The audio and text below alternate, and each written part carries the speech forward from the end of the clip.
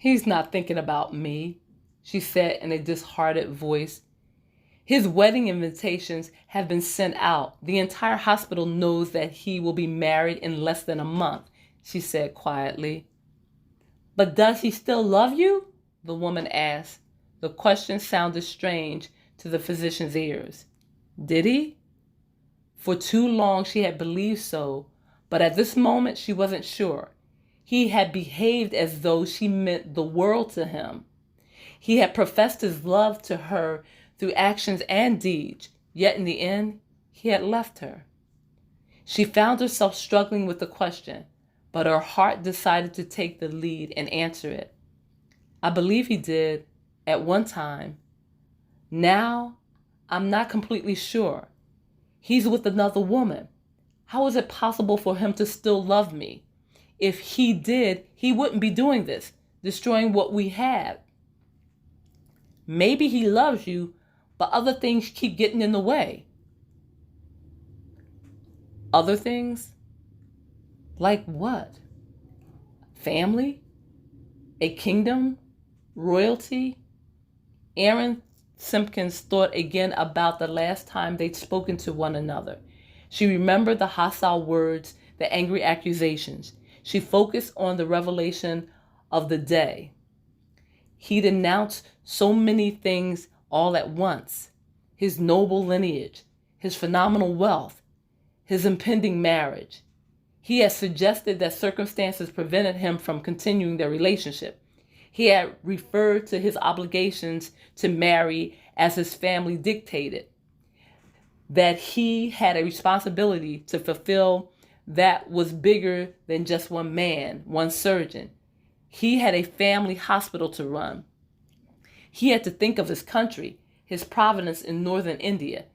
He had the wealth of millions to consider. He was a statesman. Every decision he made affected a vast number of people. He was no longer a greenhorn entering medical school, but a prominent microvascular surgeon. He was a young prince stepping back into the arena of wealth and politics. A world which unfortunately did not include Aaron Simpkins, a little black girl from the States, a woman who had not been wise enough to protect her heart or her body from a man like him. She thought of how quickly Murari Varadaraj had won her love and her respect, how he had arrogantly stepped into her world and seduced her into wanting him, needing him. Maybe you're right, Mrs. Thomas, said Dr. Aaron Simpkins, walking back to the examination table. Other things could be interfering with our love, but a man has to decide what he wants, and unfortunately, my man has chosen to marry his fiancée. So please, pray that I accept the reality of that and move on. Mrs. Thomas gently grabbed the surgeon's hand as she approached. We are going to take a moment to talk to God, but we won't be praying for acceptance. No, honey, you and I want something more powerful than that, don't we? Aaron Simpkins looked into the aged, vain eyes of the African-American woman. She saw an understanding and a clarity which offered hope. Yes, she conceded with a smile. I want more. Then close your eyes. Talk to him. Tell him what's in your heart. He'll listen. Right here? In the middle of your visit? Yes, Dr. Simpkins. Right here, right now. My medical condition is not going to change that dramatically in the time it takes us to offer up 2 prayers, she teased. Aaron Simpkins tightened her grip on the other woman's hand and closed her eyes. She shut out the murmured voices of the outer office. She ignored the distant ringing of the phone. She blocked herself off from everything and everyone as she spoke to God, as she revealed her soul to the one who was omnipotent and who had known her since birth. She told him everything. She purged her heart to him. She left nothing out. She confessed the drinking, the self-destructive behavior, her medical abuse of power. She revealed the utter loneliness she experienced each time she realized that Murari Varadaraj was absent from her life. Then she opened her eyes. Mrs. Thomas stared into them. "Do you feel a bit better?" Aaron Simpkins smiled. "Actually, I do feel something. I feel hope." Her smile broadened. "I feel courage," she said in a strange voice. "That's the Lord beginning to answer your prayers. Don't give up. Continue to feel hope. He's going to change some things in that man's life. You just wait and see." The doctor began to grin. "Let's finish checking your heart, Mrs. Thomas, and work out a plan for your complete recovery.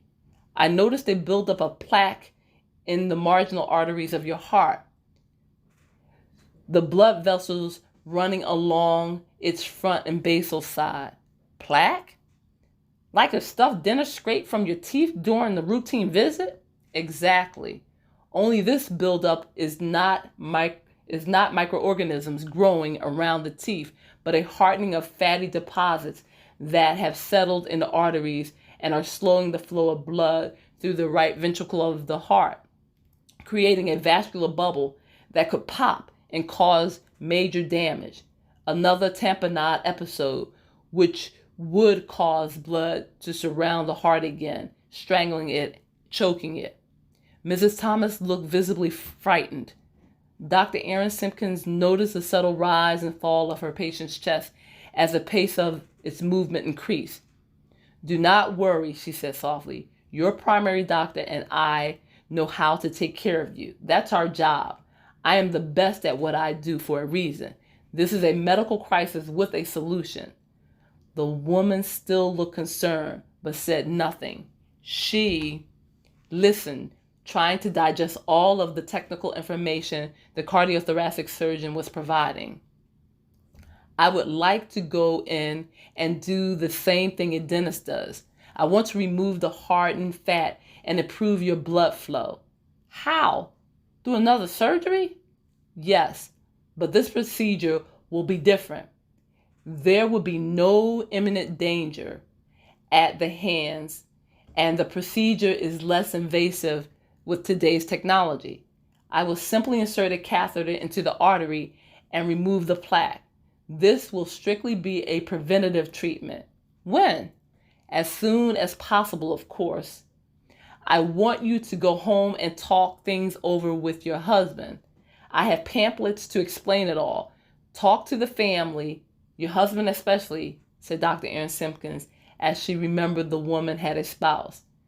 "I will," she said, with as much enthusiasm and optimism as fear allowed. Then she thought of God, and a slow calm washed over her body. She realized once again that she was not alone. She had him. "Mrs. Thomas, your life is just beginning. Once this is taken care of and we change the way you eat and increase your exercising, you are going to enjoy that early retirement you've been working so hard to get. Trust me," she smiled.